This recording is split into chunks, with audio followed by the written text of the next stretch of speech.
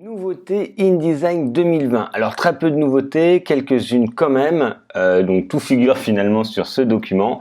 On va voir tout de suite la première.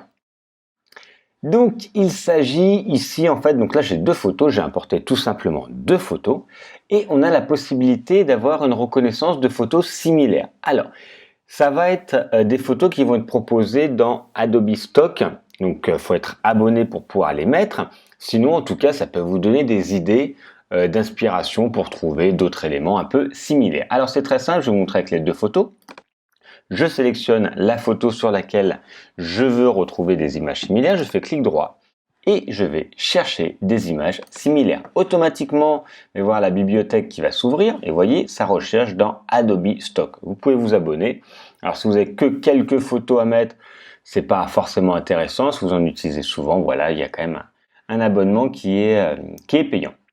Donc vous voyez, il y a plusieurs images qui se reconnaissent. Alors cette photo, je l'ai pas prise sur Adobe Stock, hein, donc c'est pas pour vous dire que vraiment il retrouve par rapport à quelque chose qui est propre à Adobe. Celle-là, je l'ai pas trouvée sur Adobe, celle-là non plus. Donc vraiment, il reconnaît les couleurs, les personnages, etc. Alors il peut peut-être avoir quelques erreurs au niveau de l'algorithme, mais vous voyez, c'est quand même très proche de l'univers de la première photo.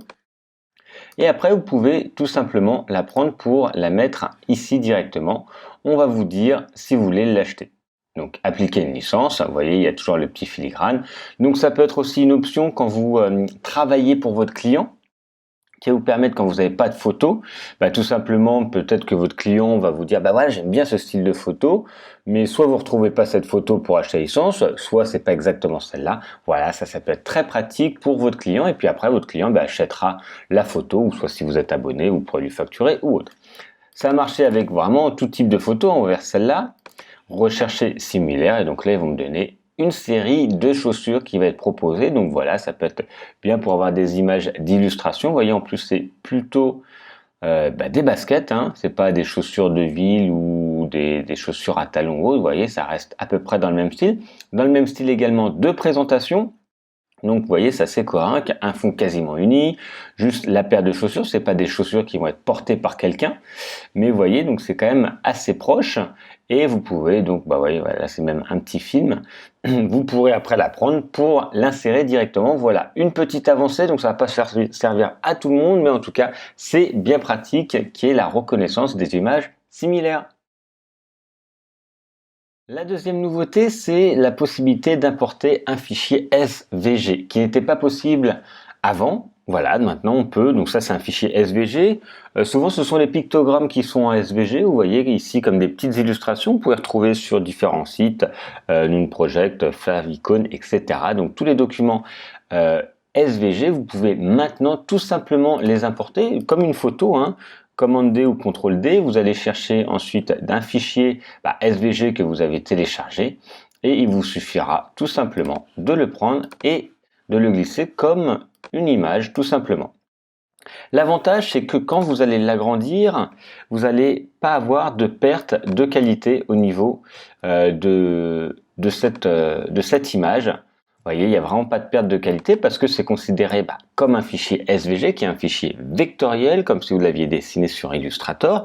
D'ailleurs, si vous l'avez sur Illustrator, vous pouvez convertir et enregistrer un fichier en SVG pour l'importer, un logo ou autre, et ça vous permet vraiment de jouer sur la disposition par rapport au format et qui va vous permettre de ne pas avoir une perte de qualité parce que la photo si c'était petite, vous l'agrandissez, au bout d'un moment ça va pixeliser alors que le fichier SVG ne va pas pixeliser. Donc si vous avez un format A4 pour le passer en format affiche très grand ou autre, ou format roll-up, je sais pas, pour un salon, vous avez la possibilité, grâce à ce format SVG, d'agrandir et de ne pas perdre la qualité, de ne pas avoir cet effet pixelisé parce que c'est un fichier vectoriel. Donc avant, c'était pas possible. Maintenant, on peut le mettre sur InDesign 2020. Une des nouveautés également de InDesign 2020 est le texte variable. Alors on l'avait déjà retrouvé dans les nouveautés 2019 Photoshop, on va maintenant les trouver dans InDesign 2020. Alors qu'est-ce qu'un texte variable? Le texte variable, en fait, ce sont certaines typos qui ont été créées qui nous permettent de varier certaines caractéristiques. Par exemple, je vais cliquer ici qui n'est pas un texte variable, j'ai ouvert la fenêtre des propriétés, je vous rappelle fenêtre propriété pour retrouver ça. Et quand je vais au niveau de la typo, vous voyez, je vois le nom, je vois l'adresse, etc.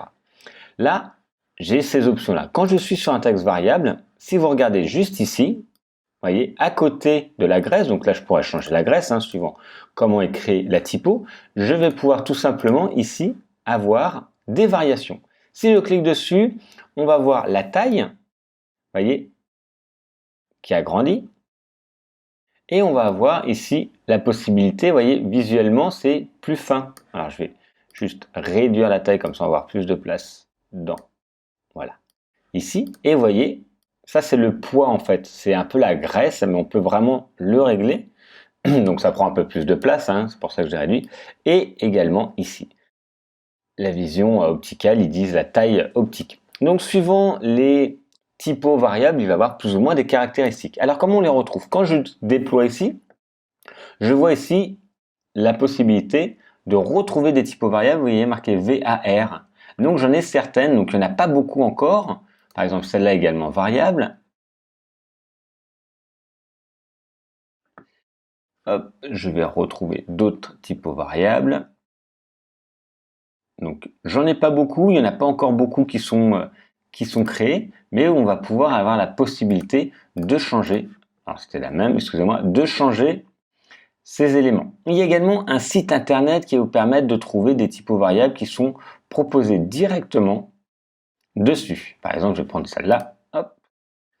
Et au niveau des variations, ici, il n'y a que la graisse. Donc ça va vraiment dépendre de la typo qui est faite. Et vous avez un site internet qu'on va pouvoir retrouver qui est la possibilité de retrouver toutes les typos ici qui sont des typos variables qui s'appellent v-font.com. Et ici, vous avez, vous voyez, toutes les options qui sont possibles. Donc sur celle-là, ça va être le poids et l'espace. D'autres, il va avoir plus ou moins, vous voyez, souvent c'est la graisse. Ici, ça va être un flou au niveau là de l'arrondi, du reflet, pardon. Donc vous voyez, celui suivant comment ça a été créé, vous trouvez différentes caractéristiques qui sont possibles. Donc certaines sont payantes, d'autres sont gratuites. Là, ça renvoie vers le site où vous pouvez télécharger ces typos. Vous voyez, donc ça peut changer. Ça peut être une option, alors après vous pouvez faire des modifications un peu plus manuelles, mais ça peut être intéressant de créer certaines variations. Vous voyez, suivant ce que vous voulez. En tout cas, sachez que ça existe et le site c'est v-font.com, certaines payantes, certaines gratuites. Et donc ça, c'est la typo variable, le texte variable. Et la dernière nouveauté, ce sont ici les règles de colonne. Alors, c'était finalement on le faisait manuellement, maintenant on peut le faire automatiquement et de façon paramétrée. En fait, j'écris un bloc texte et entre les colonnes, donc dans la gouttière, je vous rappelle que là l'espace entre les deux colonnes s'appelle la gouttière, on a pu mettre une règle de colonne. Je vais vous montrer comment on fait, je vais supprimer ce bloc, je reprends l'outil texte, je crée un bloc, je vais mettre tout simplement du faux texte, remplir avec le texte de substitution. Je peux changer la typo ou autre, ça on pourra mettre la typo que l'on veut, et je vais mettre en 3 colonnes. Soit ici, soit directement avec l'option de bloc de texte, c'est ce qu'on va faire. Objet, option de bloc de texte. Donc général, c'était là où on pouvait mettre le nombre de colonnes, vous voyez juste ici. On va pouvoir également agrandir ou réduire la gouttière, donc c'est l'espace entre les colonnes. On va pouvoir mettre une marge interne, externe, etc. Donc ça, c'était pour mettre les colonnes. Je reviens en arrière juste pour ajuster un petit peu, pour pas qu'il y ait de texte en excès et faire quelques réglages. Voilà. On revient dessus. Objet, option de bloc de texte. Donc là, c'est ce qu'on vient de voir à l'instant. Et il y a ici règle de colonne qui vient d'apparaître depuis cette dernière version. On va pouvoir faire insérer des règles de colonne. Je clique dessus. Pensez bien à cliquer sur aperçu sinon vous n'allez pas voir. Et là, on voit maintenant les règles de colonne. On va pouvoir choisir un début, une fin, donc soit de façon homogène ou pas. Je pourrais choisir un début plus bas, donc ça permet de le mettre comme on veut, ou tout simplement ici, et ça va se centrer en haut et en bas par rapport au milieu de la colonne, vous voyez, pour retirer des millimètres, soit en haut, soit en bas. Donc ça, vous pouvez en mettre 0, donc ça va faire toute la hauteur de la colonne, ou plus, si vous voulez dépasser. Ça peut être un style graphique également. Donc je remets à 0. On peut faire le décalage également pour que ça se décale vers la droite ou vers la gauche. Ça peut être également un choix. On peut mettre le type. Donc il y a des types avec double barre, pointillé ou autre. On peut mettre l'épaisseur également.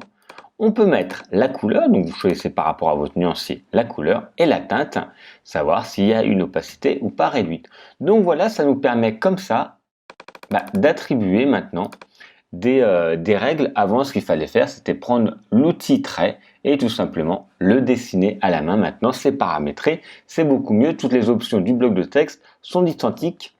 Donc voilà pour les règles de colonne.